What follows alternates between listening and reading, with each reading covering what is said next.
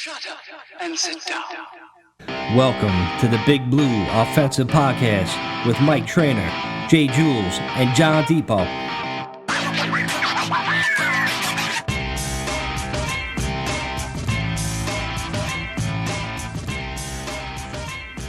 Hey, what's up, everybody? Welcome to the Big Blue Offensive Podcast. It's just me and Jules this week. John he's stuck at work, I guess. A lot going on, man, not just in football, but in life in general. Man, Jules, I'll kick it to you since you kind of live in the neighborhood where shit went down today. Yeah, man. Listen, if you haven't heard yet, I'm sure you will by the time you listen to this podcast. But there was a crazy mass shooting in Sunset Park, Brooklyn, where I'm actually from, or currently where I currently live. Let's put it that way. And look, man, had I started a new job like I was supposed to this week, and things got pushed back a little bit, and I guess everything does happen for a reason, I may have been on that train, or at least in some portion of it, whether it be on the next train coming in or the train that went out before it. But I definitely would have been in some capacity around that area because literally where all this incident happened is like 2 stops from my house. So wow. I mean, this thing was hitting home quick. I had people call me up asking what I was doing, if I was home, everything was all right. And literally it was just helicopters for like nonstop for like 4 hours, man. They were just flying over my building, circulating the area because they weren't sure, because there's a really big park that's right over there too, right by where this stop is. So at first they thought maybe he ran to the park and was trying to hide in the park or something. They weren't sure because, of course, New York City, right? Supposed to be so secure. They have 600 cameras in that area. However, there were no cameras on the fucking station where this all took place, except for people with their cell phones. And as things, progressed later on, it turned out that one of the victims, and thankfully that all these victims are just, going to be in and out of the hospital and treated. Thankfully, no one's going to die. And, right. That's a great thing there. You know what I mean? So, it sucks. I know people are going to be traumatized. They were, I saw an interview where one of the guys said that he was literally sitting next to him. That's what I mean? And he said the guy just had a duffel bag. He had the thing on. He goes, all of a sudden, he's going in the bag and he just throws out this smoke canister and then, gets up, and it was like mayhem and people started shooting and screaming and were trying to run to the front of the car. So, I mean, listen, I can only imagine what that was. But yeah, there was no cameras, within the station of where they were on 36th Street and then the next one on 25th. And literally, meanwhile, there's like 600 that are outside. So between someone that somehow managed to get their phone and get this guy on camera, they were able to get a description of him through their video. Apparently, they haven't released that yet. And a couple of things, but just a few moments ago before we. Yeah, he's an MTA worker, like apparently that's because he had like the costume on, unless he was faking. So maybe he disabled the cameras, but no, in New York, a lot of cameras they just don't bother fucking fixing. Let's just put it out there. It doesn't fit the budget. You know what I mean? What time did this actually go down, Jules? This was about like 8:30 this morning. 8:30 this morning. Roughly. Actually, so right in the heart of like people commuting into work and everything else. And like, I'll tell you, like, granted, like, pre-COVID, that was a packed train. Like you would be so like, I don't even think you can get on that train with a duffel bag. But obviously because of COVID, it's still crowded, but it's not nearly as crowded as it could be or would have been had it been like, say, 2 years ago. Mm-hmm. So that's another crazy, scary thing there too, right? So yeah, man, just a lot of craziness going on all day today. But look, they it didn't happen yesterday. Yeah, for real. That's a good thing, right? We all better for going to the Yankee game yesterday and shit. And I literally rode that train there. Almost got off at that stop, as a matter of fact, to go home last night. So yeah, within hours, man, it's spooky. Man. It's so crazy, right? Like literally, it was about 8.5 hours from being in there, which fine. That's that's a quarter of a day or whatever, but a third of a day, but. Still, it's still crazy to even think that that's what took place there, where I was like literally almost getting off at that station last night to come home. Yeah. But man, I woke up to the news. Like I woke up a little bit later than normal today because of what I drank and ate yesterday at the Yankee game. Shout out to the Bud Box up at Yankee Stadium. You eat and drink for free. And I mean, steaks, prime rib, cupcakes, shrimps, hot dogs, sushi, bro, it was nuts. It was out of control, man. About this time yesterday, it's only 7:45 now. It's probably like 5 or 6 beers deep.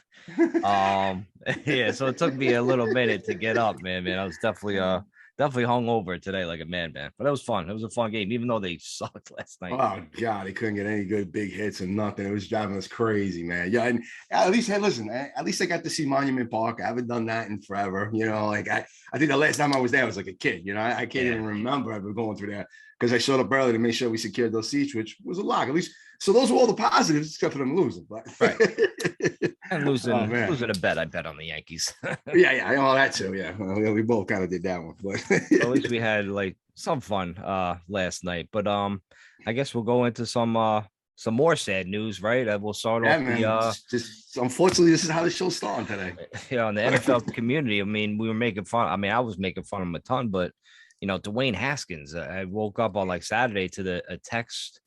My alert, went off on my phone because I really wasn't on Twitter Saturday morning until that happened. I heard that Dwayne Haskins got hit by a car in Florida and died. I'm like, hit by a car? Was he in a car accident? I'm trying to figure out like the story, like what went on, and they still haven't said like what he was doing walking on that highway. Like there was rumors going around that his car ran out of gas, but they could have confirmed that pretty much right away, and they haven't, which is very suspicious. Maybe like there's also rumors going around that he was hanging out till like 4 a.m, clubbing. I mean, it was only 2 hours after the fact. If he was drunk, I don't know. Like, I don't want to be that guy saying like all this shit happened, but it's crazy, man. You just don't get out and walk along like on a highway and fly. That's just nuts. You don't do that. Yeah. A normal person just do that. It doesn't do that. It's just a shame that he fucking died, man. It's just fucking crazy. Just really like 24 years old, man. Yeah. Just fucking really fucking sad.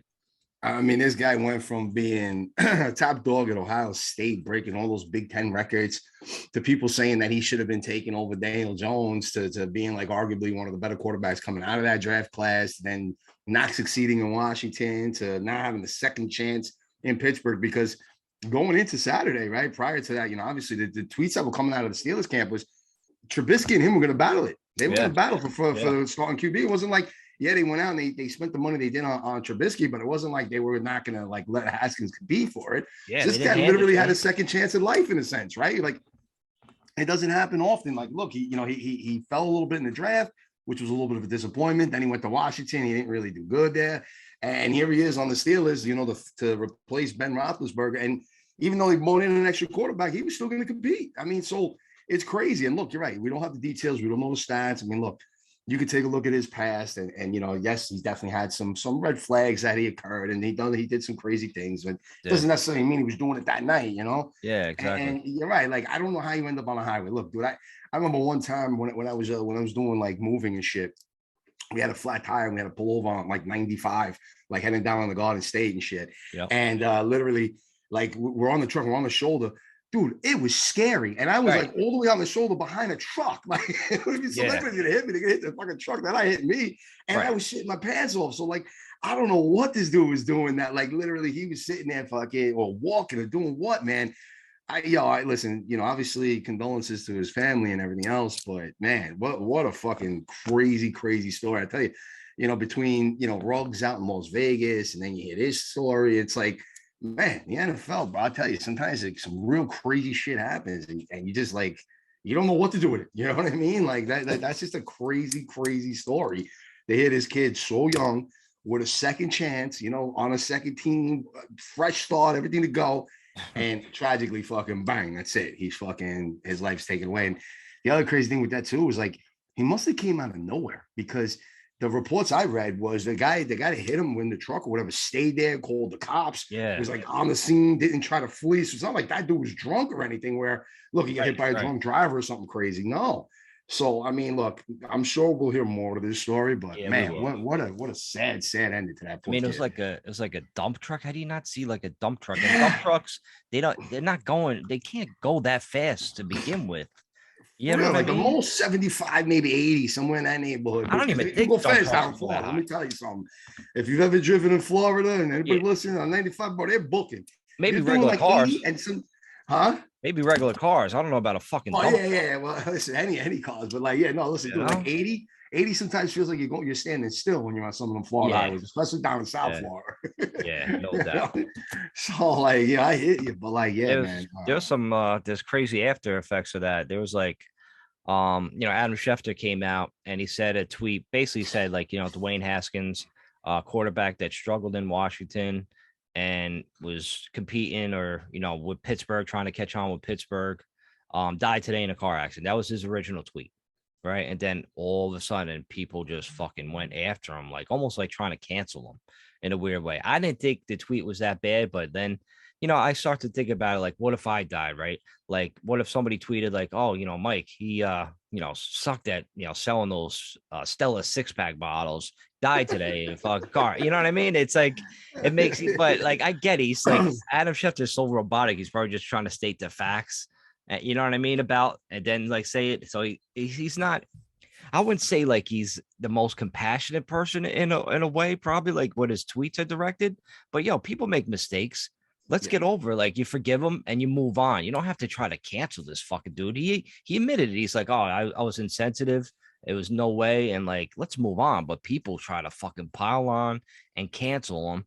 It's a little bit fucking ridiculous. Like people got to get over themselves. Like everybody's so fucking perfect, right? Come on. Yeah, for real. Like, dude, like that's the thing, man. Like, like thou that does not sin, toss the first stone or whatever, right? Like, people forget that shit. They hide behind these Twitter accounts and Instagram and all the other fucking social media outlets all the time. So all of a sudden, if they see a couple of people think that they should be offended by something, it's like the mob joins in and they all just start going bananas and they just want to like, that's it. This person's life should be ruined because he made one comment. And it's like, yo, the self-righteous down. Like they settle down a little bit. Like, dude, like it's a little ridiculous. Like you've never said something that like you didn't mean to say or it came out wrong or like you were angry or you were in the heat of the moment or you were distracted. I mean, I can come up with a million different things that like you'll say why you said something the wrong way or it might come out sounding offensive to someone. You know what I mean? Do that weekly on fucking Twitter. Like, you know what I mean? It's like it happens.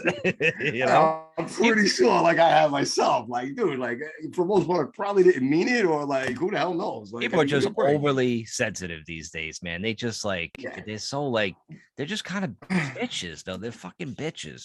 I can't stand it. Like, what happened to the people like that had like could just take jokes and like now everybody's slapping each other on award shows? It's just it's a different world, man. People are just babies. Like, how'd you grow up, man? You know what it is? These people that are making a big stink, they grew up with like timeouts. They didn't get hit or nothing. Like they got timeouts. You go in the corner, it's a timeout. Like that's what's up. You know what I mean? I think it's true though, man. Look, you know what it is too. I think because you can have all the like everybody's got like a studio on their phone now, right? Basically, like you could do a movie shoot with an Apple phone these days, right? Yeah. So because they have that exposure and there's all these different social media outlets, you can hear different perspectives from people you would have never known from in your entire life, right? Like in all honesty, like people with all these different kind of conditions, whether it's mental or health or anything else, you didn't even know half of that existed 20 years ago. You know what I mean? Like before Google came out and all this kind of stuff where you could like actually sit there and Google something, like what is it? Alopecia, right? That jaded, since we were talking about Will Smith, right? His wife has like shit. 20 years ago, you wouldn't even know what the fuck that was if you didn't have it at Google. You'd have to like go look at an encyclopedia somewhere in the library, maybe 30 years ago, but whatever. You get what I'm saying? So it's like nowadays, everybody's so overly exposed to everything. So it's like they got nothing better to do in a sense where it's like they just like now everybody knows everything that they know, right? Like and everything is wrong. And you can literally sit there and pick out like 15 different things that someone said or did or whatever that was wrong today and go on about it for 4 hours. You know what I'm saying? Like it's ridiculous, dude. And like to me, a lot of that's got to stop a little bit. It really does, bro, because like it's just getting too out of hand. Look, you know what they always say is like, put yourself in that person's shoes, right?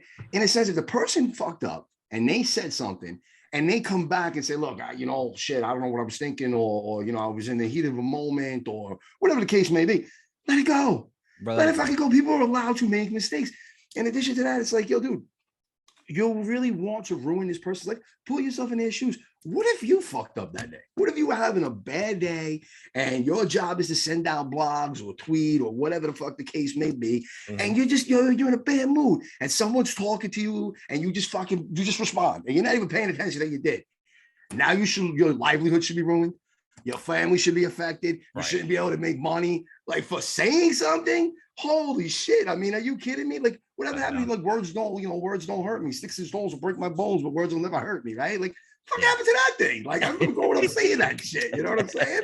So it's like, yo, dude, who cares if someone says something? Like, yo, get over that shit. I think too, because it was all that like, that era of like sort of that cyberbullying.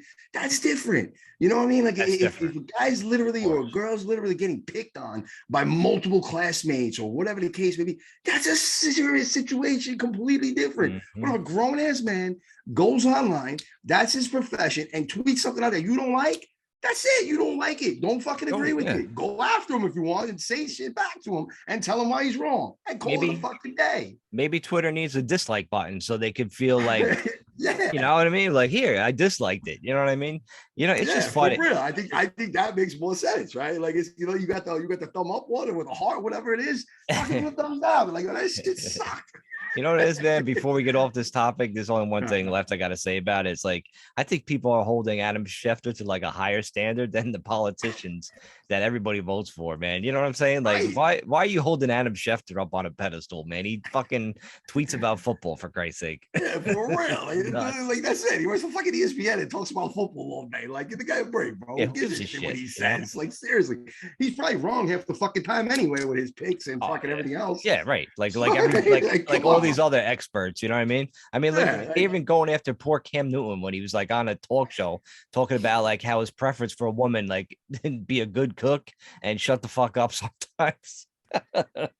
So if you gotta look up that arc if you haven't seen it, Cam Newton just like Cam's the best. Like, I mean, sure, like no, we might not agree with that statement, but listen, that's his preference, you know what I mean? So let him be, man. Let him be. Let him be. Like, just let people have different opinions. Agree with them or like it, and then maybe people out there that do. You know what I'm saying? But like, it doesn't mean that dude should have like his whole career turned upside down because he made a comment like that. Like, it's enough for him. Yeah, people are fucking babies.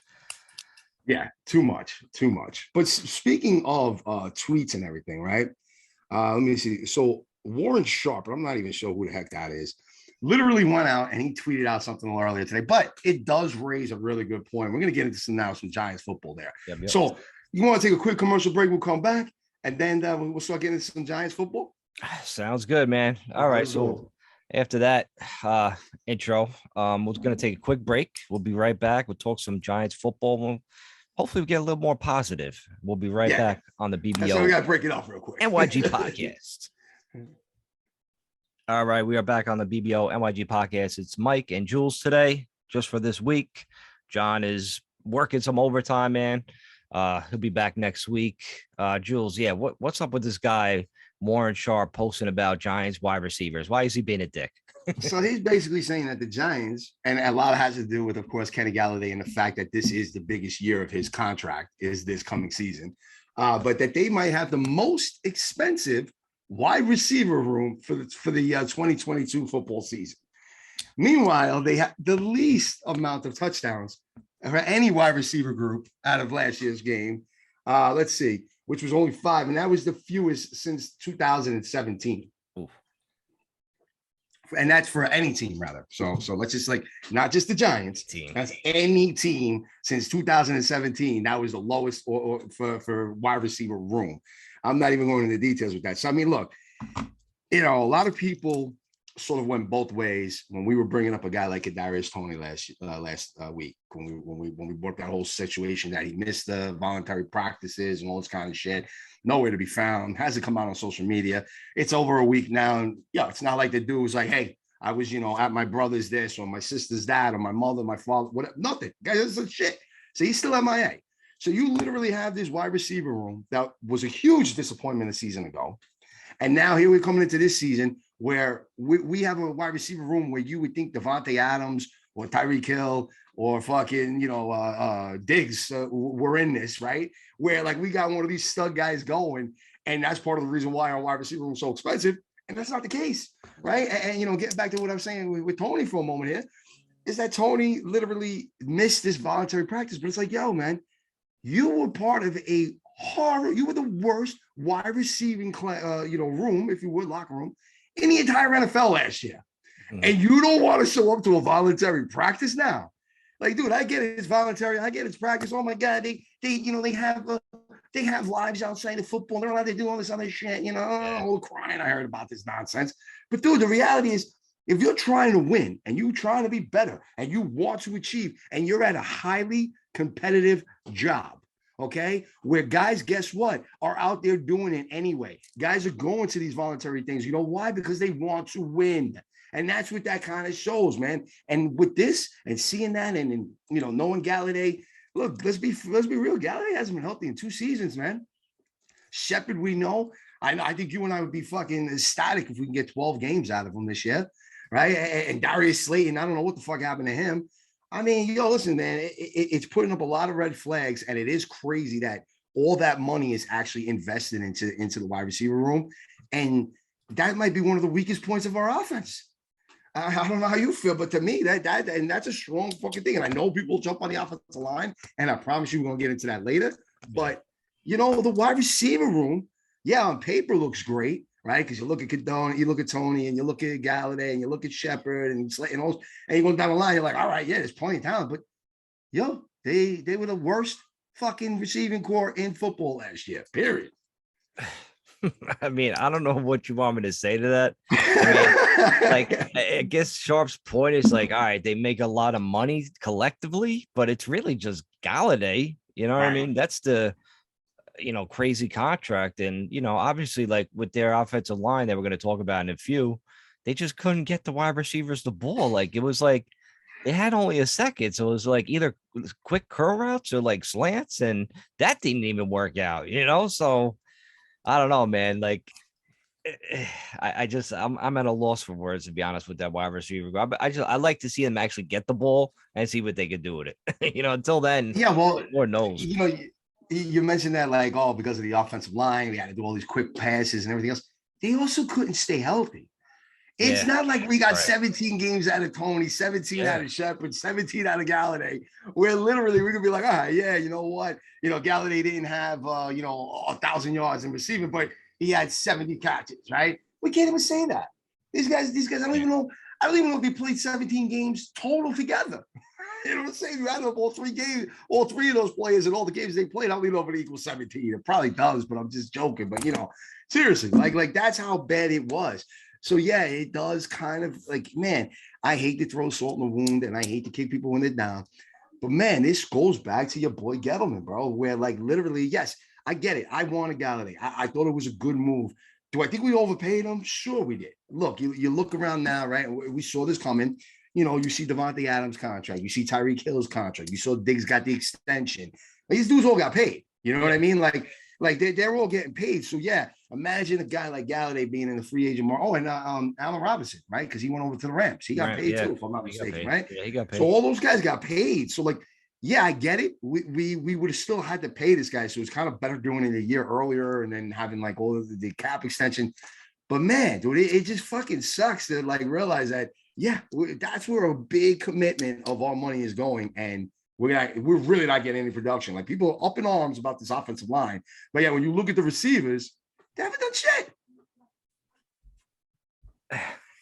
You know, listen, I know I said we're supposed to get like cheerful and happy, but like I kind of agreed with the guy. Like, normally I would get mad at tweets like that. Normally I'd be like, oh, fuck this person. But they just hating on the Giants. It's such bullshit. That's what I kind of feel. Like, that's how I feel. I just feel like he's like, you know, like you said, like, you know, licking the wound or whatever. It's just like these guys, you know, weren't around. Like, they were like the rest of the team where everybody's fucking hurt. So until they show like they're healthy, and we're still gonna knock them if they don't play next year, if they miss a lot of games, you know, Tony's is going to be all eyes on him, because if he can't stay healthy, I mean, shit, he's supposed to be our first round draft pick. That's, you know, compared to Tyreek Hill, that, you know, he has that capability to get compared to him. I don't mind. I think I was the first one that I compared him to Tyreek Hill last year during the draft, when we did that 4-hour draft, which we're going to do that again in the next couple of weeks. Which is coming up, and we might do a little collaboration with some of our buddies over in the UK.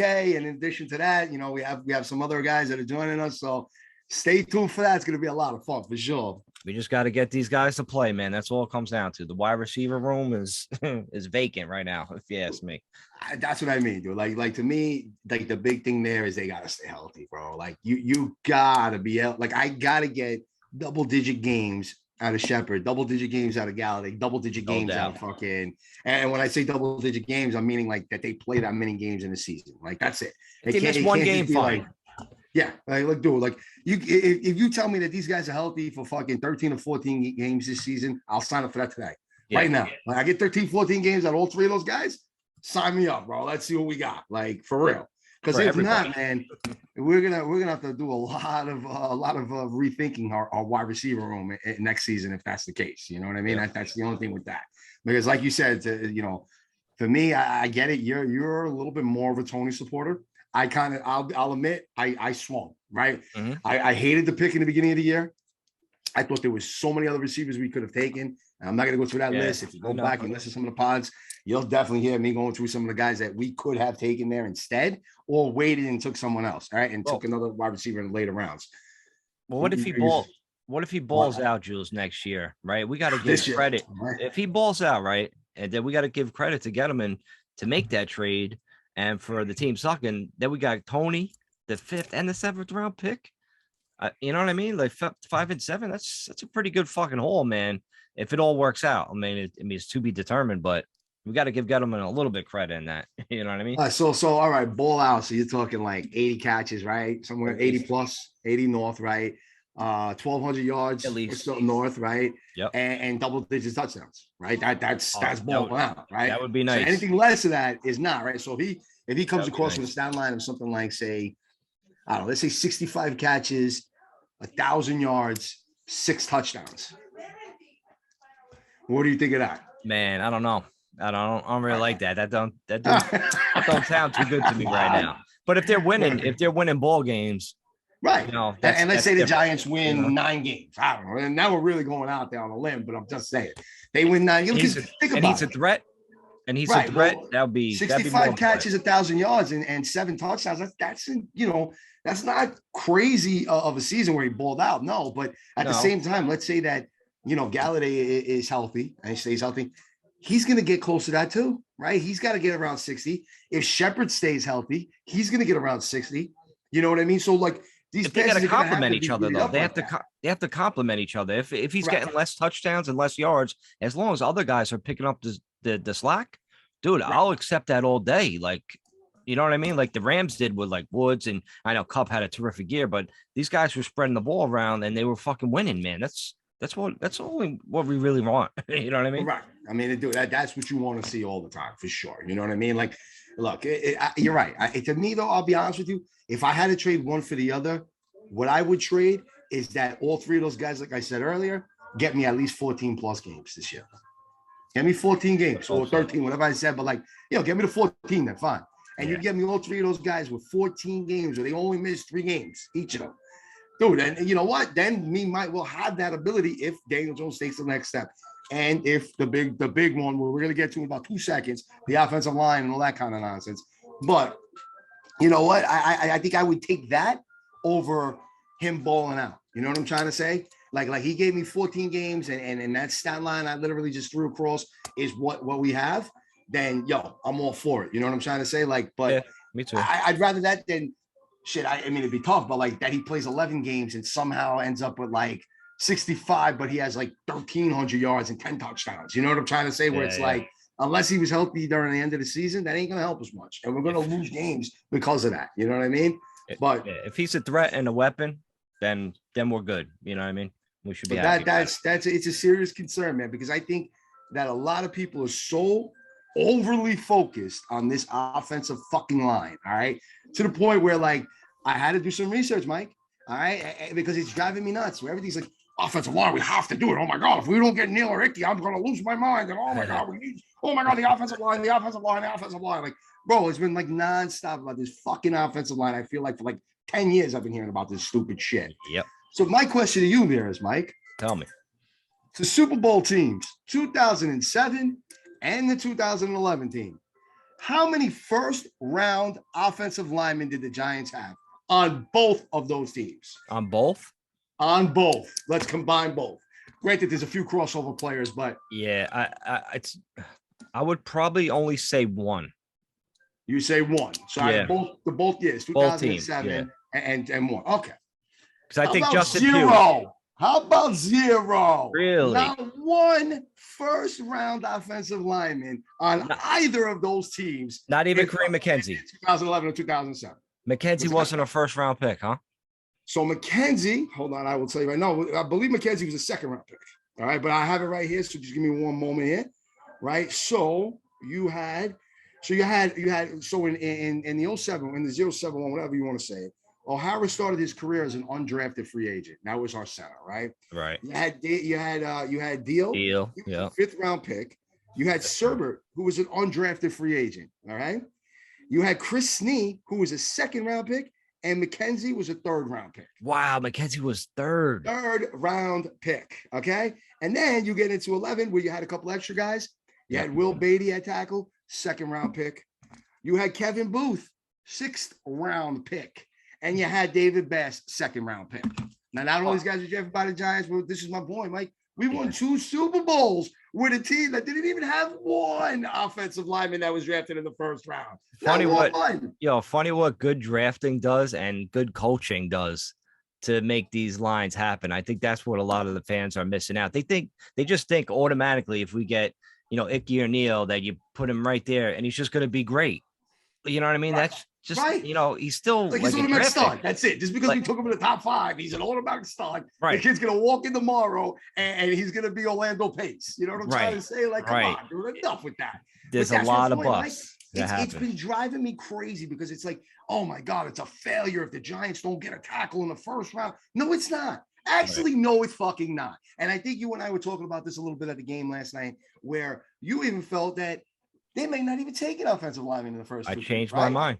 Where are you leaning with that? I wanted to hear a little more about it. So let's save it for tomorrow. Fuck it. So, dude. Like the more I thought about it, and I went back to like a couple of tweets that I posted on the BBO NYG podcast about, back in January of guys that I liked in the 2nd and 3rd in the later rounds, And the more I thought about it, I was like, it just seems too obvious that the Giants would pick like a tackle there.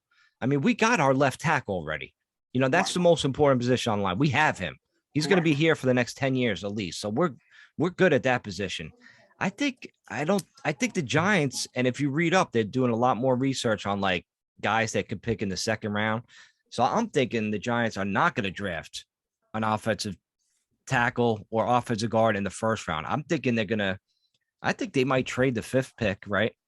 They might stay at 7. I really think they're going to go with Hamilton because they're short in the back end on that defense. I think they get him or, one of the corners. I really believe that. Sauce or whatever, right? I really do believe that. And they trade the 5th. What I'm thinking, they're probably going to get another 1st next year in that quarterback-rich draft, right? Get it 1st. And I think they're going to get like maybe another 2nd round for this year. So we'll have at least 2 2nd rounds, probably another 3rd.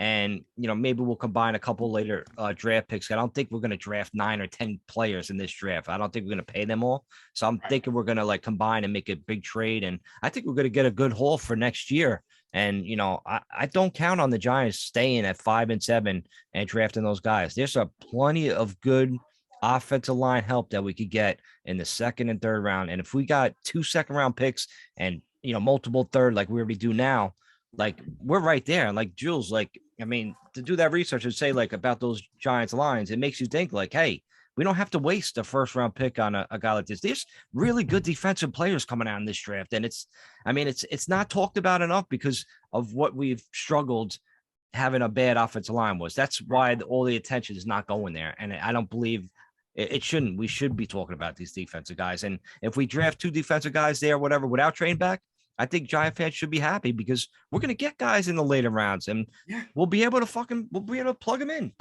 There's going to be tackles, especially in this draft, in my opinion, and my feeling, that are going to fall to us at that 36th overall pick, where like literally we might be able to, maybe he's not a top 3 tackle in this year's draft, but he's still in part of that top 6, top 7. Right, because I don't see all like 6, 7 tackles going in the 1st round. It could happen, but I don't see that happening. There's a good wide receiver class, decent amount of defensive players as well, right? So like look, man, you got to look at there. I think though that part of what the Giants are doing here is that they're sitting there saying, look, if Icky's off the board and Neal's off the board, we're probably not going fucking tackle. News flash, all right? News fucking flash. If those 2 tackles are not on the draft board by the time the 5th one rolls around, we are probably not going tackle because there is no way. And I don't care, man. Yo, you can come at me anytime you want. But there's no way you're going to sit here and sell me on Cross. That Cross is a top five fucking pick. No shot in hell, dude. That guy's name is just coming up a little bit more because you have these other two tackles. So they always got to put a third guy there, right? No one's really too sure who that third guy is to sort of fit in with the tackle to conversation. So therefore, that's why his name is sort of getting thrown in there. But you don't necessarily have to go and reach for him at 5.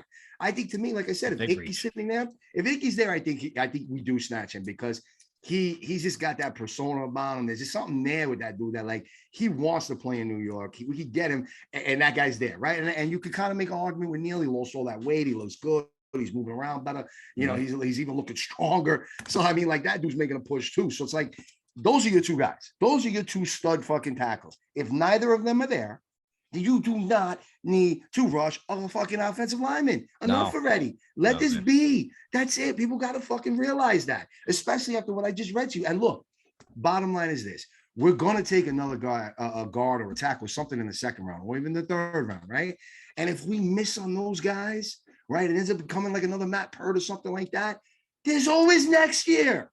Right. All right. You know what I'm saying? Like everybody's like, their brains are too fucking caught up in the fact that automatically – the line's going to suck because the signings we made are all just garbage. They're all just backups. No, those are good signings that we have made. We have put this line together. We're going to make another pick in the second round and 2 in the third, where we could grab some more offensive line depth, where you're going to still get some really good young offensive players, offensive guards and tackles and shit. They may not be studs, but they're going to still be really good. Everybody doesn't have to make the Pro Bowl, right? You know what I mean? And that's say that all the time. Caught up with this. It's ridiculous. So like, yo, like enough with it. If the fact comes into play that those two tackles aren't there and we reach for a tackle and that guy ends up sucking, those people that were all in favor of saying we had to build a line, they're going to be like, oh, well, we didn't get it right. We didn't do this. No, because we reached for a guy. Never like, reached, let's fucking use our brain. So like, listen, if those two tackles aren't there, I think that you're right. I think if those two tackles aren't there and possibly the two edge guys aren't there, right? I think the Giants then do make a trade with the 5. You're right. I could see maybe the Saints trying to jump up or Seattle trying to jump up because they're concerned that Carolina might grab a quarterback there. So that's a real reality. I mean, look, the Saints moved up and they moved up for a reason with the Eagles. And part of what they're thinking is that this class with the quarterbacks being the way it is that someone's going to fall to them there at 16 or 17, whatever their first pick is. So they're thinking that. They're thinking like, yo, we may not get Malik or we may not get, little hands, but we're going to get the next guy. you know, so like, oh, like that's it. So they're kind of like sitting on that where it doesn't make that 5th pick so attractive, right? Because unless Seattle wants to jump in there, but to me, I think all what they're looking into is literally them getting ready to like just in case those two tackles aren't there. Like to me, that's what I'm seeing. You know what I mean?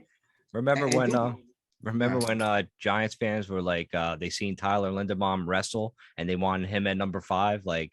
And I kept saying, like, listen, mid to late round, first round talent. And then finally now you're starting to see it. Like it's crazy how people just see a video like that. Oh, we got to get him. He's going to be like Nelson from the Colts. I'm like, you guys nuts.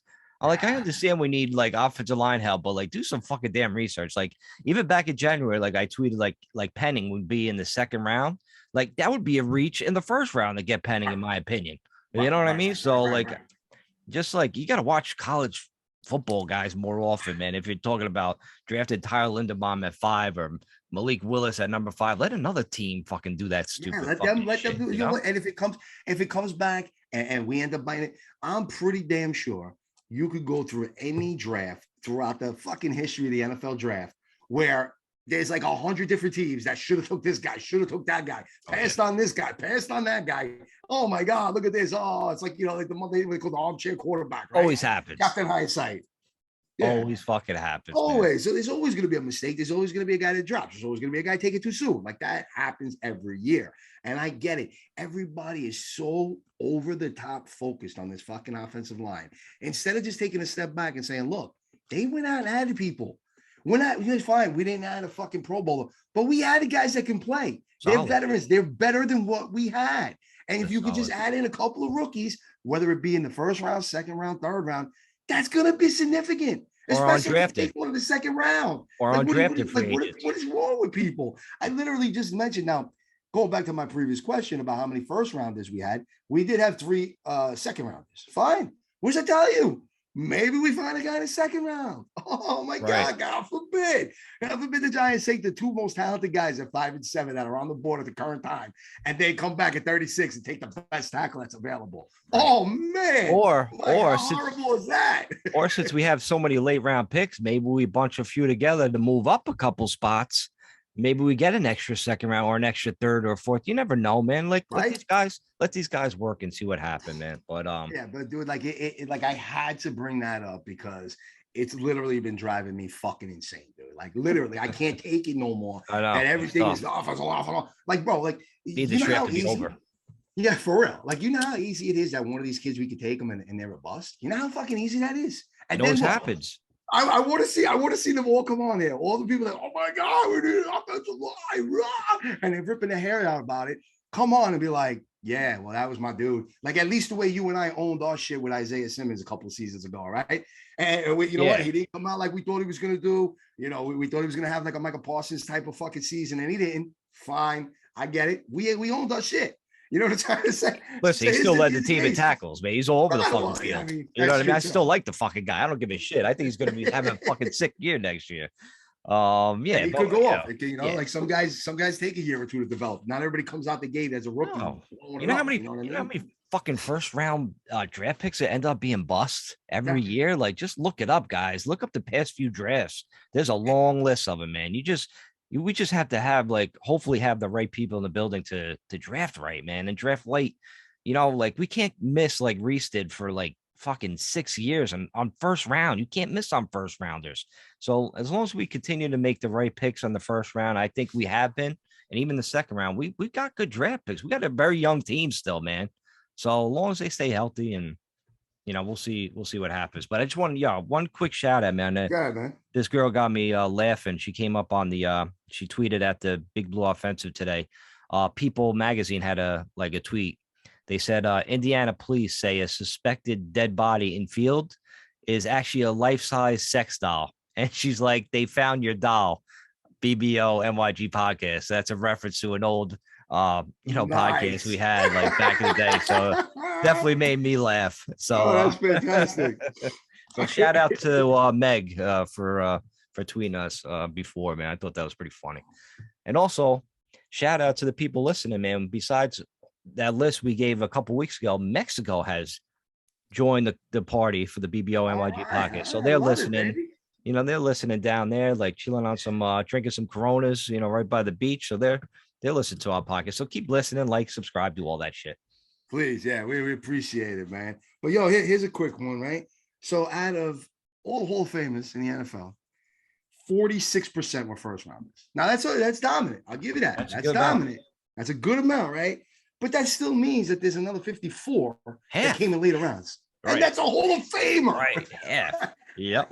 You don't need a Hall of Fame right tackle to fucking win a Super Bowl. All right. We proved that because of the guys I just mentioned earlier. All right. Like, so, man, we need to get off of that shit, bro. Because, like, to me, it's absolutely driving me bananas. All right. Like, I can't no more. Like, to me, I think, I don't know how many times, probably so many times that you're sick of hearing it, that your ears are bleeding. Mm-hmm. I want one of those 4 guys at 5. That's it. All right. That's it. I want either one of the 2 edge guys or one of the 2 offensive tackles. If all 4 are gone, I'm trying to trade the fuck out of it. All right. That's it. Period. Stop. Yeah. There's no cross. There's no this. There's no that. Hamilton, maybe you could sell me on it, but I'll wait till 7. I want to get the fuck out of there at 5. If that's the case, and those 4 guys go for 1 through 4, which they might not. You know what they said? You know what they said about Hamilton today? That he had a strong visit with the Lions at number 2. Oh boy. Yeah, that fucking that's gonna hurt, man.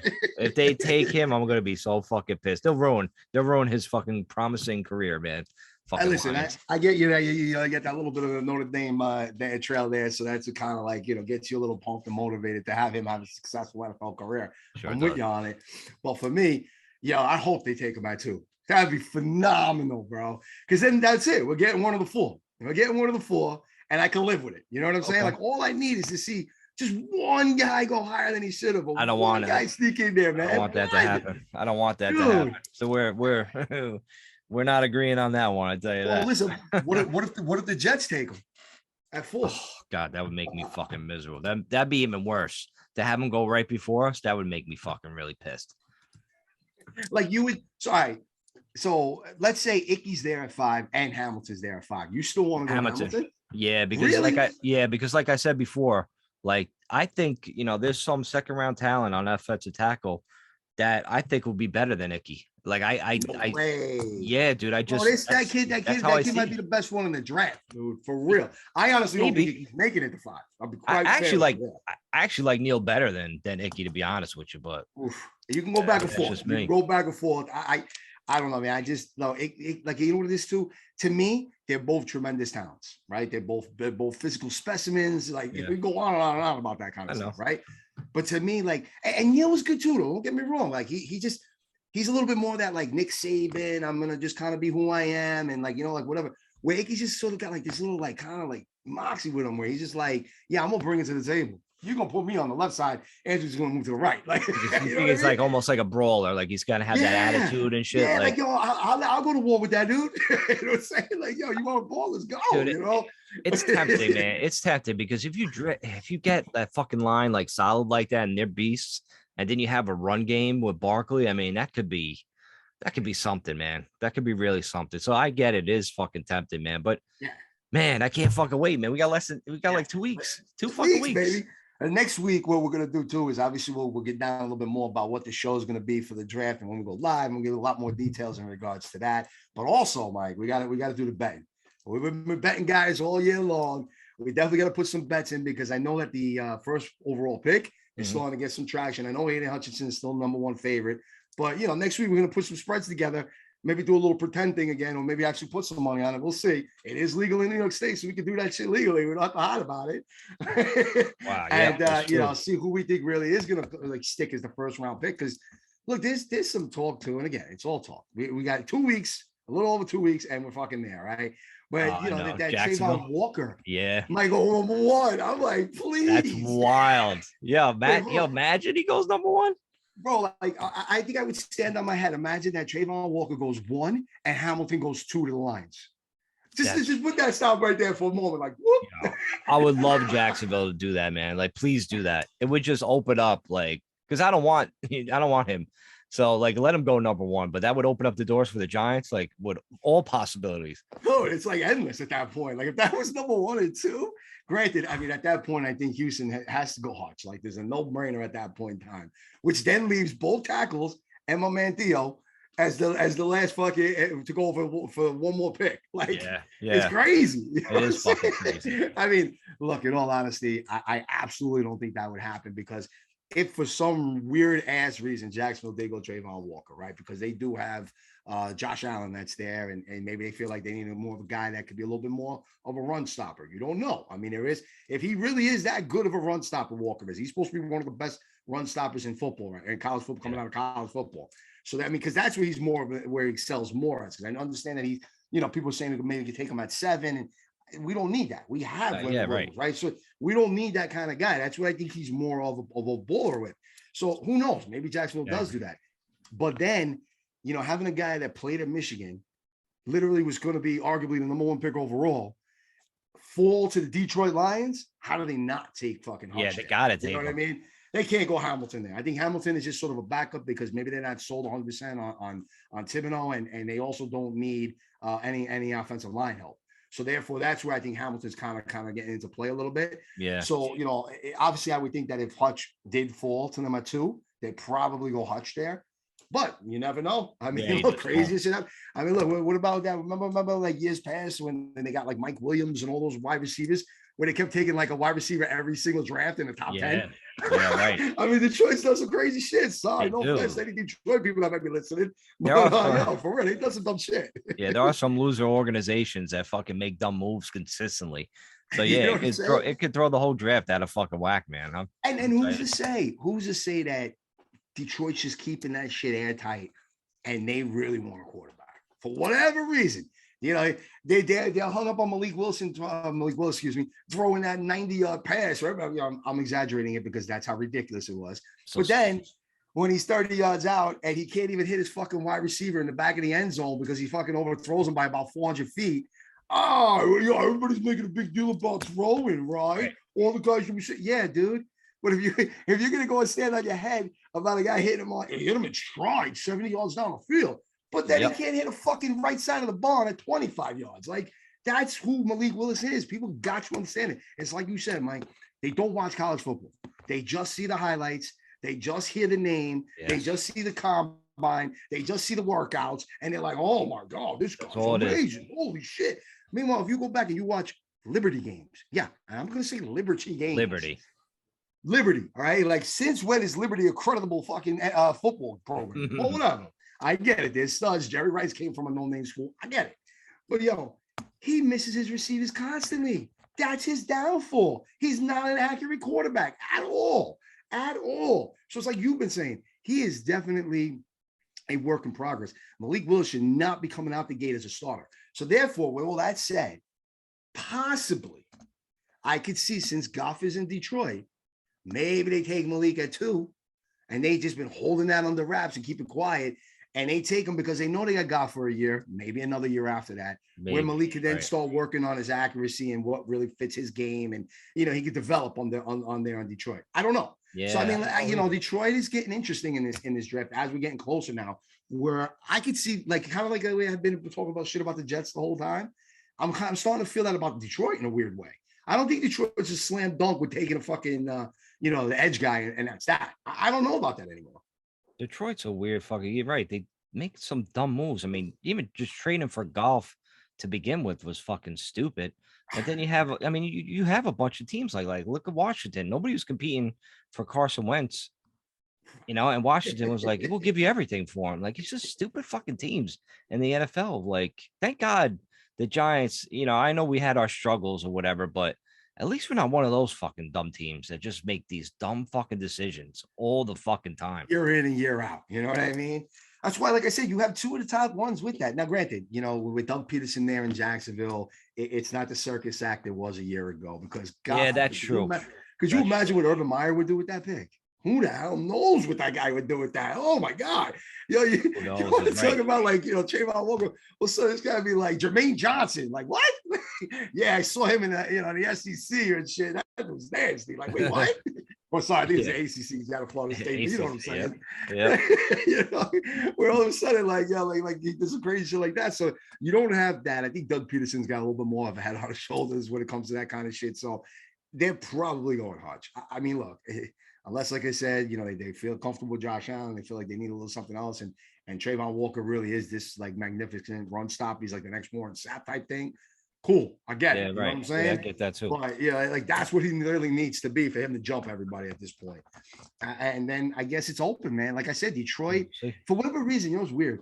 I can't get behind what Houston's doing. They're like so bad of a team that, like, I don't think Houston can go wrong with whatever they pick. They go offensive tackle. It's not a bad pick. They can go edge. It's not a bad pick. They can take Hamilton. It's not. They should trade back. That's a team that should trade back. Absolutely. Like, I mean, now that's the thing too. I mean, what happens if the Saints jump in there with Houston and they give them those 2 first-round picks that they got from Philly? And, like, you know, I know they gave Philly their 1 for next year. So maybe they give them like a 1 in 2024. And I know that's tough. Yeah, I don't know. Yeah, you know what I'm saying? Like maybe a 1 in 2024 and a 2 in 2023. Or does Philly have their 2 as well? No, they have their 2 in 2024. That's a tough move. So, like, I mean, you want that extra first round pick, and if they don't have it, yeah, like, you don't really make that move. So it would probably have to be a player. A player would have to go there, you know, like a starter or something like that. You know, maybe imagine they sent Mike Thomas there. Dude, yeah, right. Yeah, we'll give you Mike Thomas in the first 2 first-round picks. Like, yeah, all right, you got it. You can move up right. 2 or 3 rather, whatever. You know, like that would be bananas. But who knows? I don't know, man. Listen, I think the draft is going to be fun. Finally, it's getting closer. They do, but obviously we got to do this, and we have our own thing going on. We're gonna have our own party going on. We have a bunch of people joining up with us. But in addition to that, we're also gonna have they're doing that out in the Meadowlands. Did you hear about that? You could have signed up for a ticket. So remember they did the fan appreciation last year? Yeah. They're doing a draft party out there this year. So really? You go online. Yeah, if you haven't done it already. I mean, listen, it could be sold out at this point. I don't know. But I know as of yesterday, I don't think it was. So, you know, it's still available. So any of your fans want to go out there, you could listen to us live, possibly, and then go out there and just have some fun on the draft out there. But for me, yeah, I got to be living like next to Jersey or in New Jersey if I'm ever going to do something like that. I ain't going all the way out there just Yeah, for the draft for the first round. Shit, you know what's crazy? Remember when that was always in Radio City? yeah. Right? It was always in Radio City. Yo, they couldn't give away tickets to that Thursday night in Radio City. There'd be more people in Johnny Utah's at the bar getting hammered than there would be going to the Radio City. And they were trying to get people in. Yeah, they were trying to get people in on the fucking streets all the time. Dude, I remember I was like waiting online, and I was like, they were doing it in groups, and I think I think the Giants were picking late that year. And some guy came around with Johnny Utah's and gave me like 2 free drink passes, and I was like, yeah, I'm gonna go do that. Yeah, right.